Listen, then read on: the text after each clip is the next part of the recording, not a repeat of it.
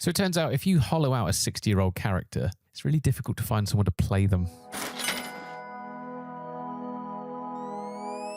We're in the middle of a heat wave here. I'm sat in a long sleeve shirt and I'm going to talk to you about a Christmas special which probably won't even air.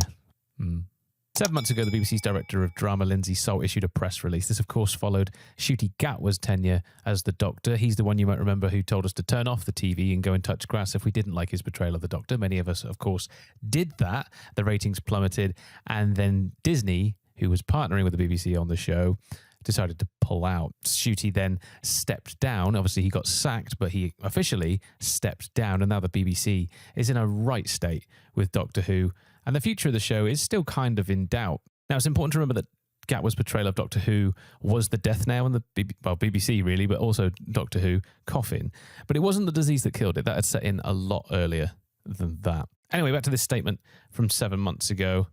The BBC remains fully committed to Doctor Who, which continues to be one of our most loved dramas, and we are delighted that Russell T Davies has agreed to write us another spectacular Christmas special for 2026. We can assure fans the Doctor is not going anywhere, and we will be announcing plans for the new series in due course, which will ensure the TARDIS remains at the heart of the BBC. Fast forward to today, and there's now speculation being reported that Anti-Beep still doesn't have a Doctor, and we're, 7-ish months away from that RTD Christmas special. I've read that the BBC, when asked about it, declined to comment, so it can't be confirmed, and it may be just a PR stunt, because how else are they going to drum up buzz for this? Surely nobody is really interested in any more Doctor Who after what's happened in the last few years, so maybe this is just an attempt to drum up social media buzz. But if it is true, this non-casting speaks to everything about what's going on behind the closed doors of the show, and probably at the BBC as well. After all, seemingly nobody wants anything to do with this show anymore, and the only people that seem to be wanting to keeping this alive is BBC execs. Let's lay it all out there, see if we can find out what's going on. There is no confirmed Doctor for the 16th incarnation as it stands. Also, the show's composer Murray Gold has publicly described the programme as being at a precarious point. There are apparently multiple versions of the Christmas script reportedly written by RTD, each contingent on outcomes that remain unresolved from previous series. Funding talks for the show's future beyond 2026 haven't yet begun, or at least they hadn't 3 months ago from time of recording, and it seems no streaming partner has been confirmed to replace Disney+. These are not signs of a show in the best of health, are they? You don't write 3 contingency scripts because production's going well and everything's hunky-dory. No, you do that because people at the top can't agree on what the show actually is anymore, who it's for, what they're trying to say, and who they're trying to say it to. Which brings us to the question that nobody at the BBC press office seems to want to answer out loud, which is, why can't the BBC cast its flagship character, Doctor Who? Well, today at time of recording, The Sun released an article which was picked up by DoctorWhoTV.co.uk, both quote an insider. Not great journalism, but it's current day, current era. What do you expect? An unnamed insider reportedly said, despite reassurances that the show would be back on our screens with a new series, there's been no confirmation from execs about when that will be. They added, and they proudly announced that the Doctor will be making a comeback in this year's Christmas special. The source continued, now with less than 7 months to go, it looks like it's all hanging in the balance too. They also suggested that the role itself may have become harder to cast following the reaction to the most recent era, claiming the problem is that they have found it difficult to find anyone who'll take on the part of the 16th Time Lord, partly because it now feels like a role that comes with all the baggage of the most recent series. The use of the word baggage is very interesting in this, isn't it? Because it's a very carefully selected word. It's the kind of word that you use in the PR world when a sentence would be just too damaging to say or too hard for an individual to come out and say. Because what the role of the Doctor currently asks any serious actor is to be the face of the BBC, which is a brand which has been very publicly and very fiscally rejected by the general public. And really, what is the BBC asking that actor to do? Not only absorb the normal amount of criticism that actors get, because art is subjective, some people will love it, some people will hate it, but it's more than that now because this show has hit such a pit. They're expecting you to carry a ratings decline and front a show whose identity is so contested now that even just accepting the role puts you at the center of a culture war that you may or may not be taking part in, but ultimately is boring everybody to death, and it's a war you cannot win. That's not something that money alone can make better, despite there being a lot of it up for grabs. And so this is where this casting issue becomes quite interesting because, maybe they are just struggling to find the right face for the institution. And that may well be the case. Or maybe these actors have just checked out of this role altogether because they've been so consciously repositioned. The Disney Plus partnership, after all, was not really just a financial arrangement. It was a statement of creative intent. The show was being built and rebuilt really for a global streaming audience rather than a British broadcast audience. The eccentricity, the understated wit, the very special relationship with British history, tradition and mythology became merely a skin suit. Something that execs on both sides of the Atlantic wanted to wear as a badge to trap audience attention and intrigue, essentially, and then discard to suit their agenda. But evidently, strip out the core elements and you're not left with a reimagined version of the character. You're left with, as I say, a skin suit, a costume, a familiar shape filled with something the original audience doesn't recognize and didn't ask for. Yes, Queen! Doctor Who's not the first. We've had Star Wars, Indiana Jones, Marvel properties.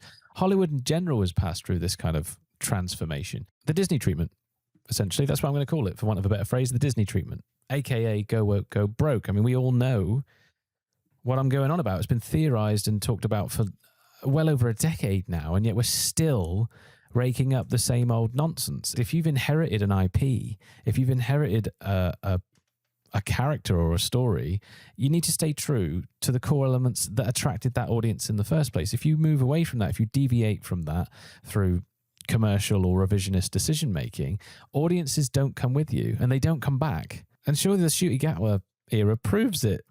There's no debate on that, because we're sick and tired of all this. We're sick and tired of being sick and tired of having terrible entertainment, of having nothing but messaging and propaganda when we just want to be entertained. It's really, really boring. But of course, no one at the BBC understands this, or at least they choose not to, because, you know, post Disney, there's still no confirmed partner and no funding certainty beyond 2026. And they're clinging to Doctor Who as an own IP because the alternative to them is terrifying. Commissioning something new takes risk. Okay, that's fine. And granted, yeah, it does take risk. But the calculation misses the point entirely, if you ask me, because a poisoned brand is not a safe bet. RTD himself, he was so instrumental in breathing new life into Who 20 or so years ago, is now the bringer of doom and the bringer of downfall for Doctor Who. Even signing him up as a specials writer is basically just a slow motion confirmation of failure at this point. After all, this Christmas special, if indeed it hasn't been scrapped already, is one that nobody outside of the BBC really wanted to make. If they can't find another Doctor as a show that will be fronted by an actor nobody could cast 7 months out from release, and almost certainly there won't be an audience to receive it because we've already said goodbye. That seems like a riskier move to me, because the 60 years of cultural goodwill has gone. It's truly been detached at this point. That version of Doctor Who that we all love, and I mean truly love, the Saturday nights, family gathered around the TV, kids hiding behind the sofa, the wobbly sets, the dodgy effects, all genuinely British, genuinely strange, in the best possible sense.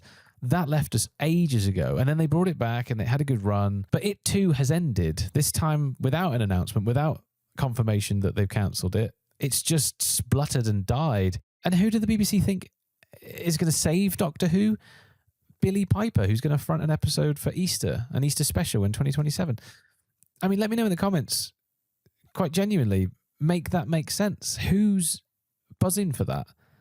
Where does that go? Is she going to be the Doctor now? I mean, she was a good companion. I remember watching shows with her back in the day and I thought she was quite good. But make that make sense. Please make that make sense. Anyway, in many ways, it's encouraging to see this news. It's not really, it's speculation at the minute, but maybe in the coming days after I've uploaded this, we'll get the confirmation that, yeah, the BBC are scrapping the 2026 Doctor Who Christmas special. If they do that, it is kind of a public acknowledgement that not everything is going the way they want it to, or at least maybe there's an inner monologue going on within the entertainment industry as they kind of realize that a course correction is needed here. Of course, you know, money talks, and it will be money driven at the end of the day. And maybe I'm giving them more credit than they deserve, almost certainly on this front. But maybe they do realize that, you know, a course correction is needed, that they're not on the right path, or maybe they just can't afford to pay who they want. Whatever they're thinking, surely it's time to let sleeping dogs lie. I mean, the dog isn't sleeping. It shifted this mortal coil a long time ago, but for some reason the BBC keep pretending that it's sleeping. Surely now the writing is on the wall and it's time to try something new or give someone new an opportunity to make something. If they're not going to do that, if they're going to rely on a dying show, it's going to fail. It's going to get hyper criticized and their reputation will sink even lower than it is right now, which is pretty damn low. Or step aside and just give up entirely. If you like that one or you took anything away from it, please do consider leaving a like, commenting and subscribing, and I will see you next time.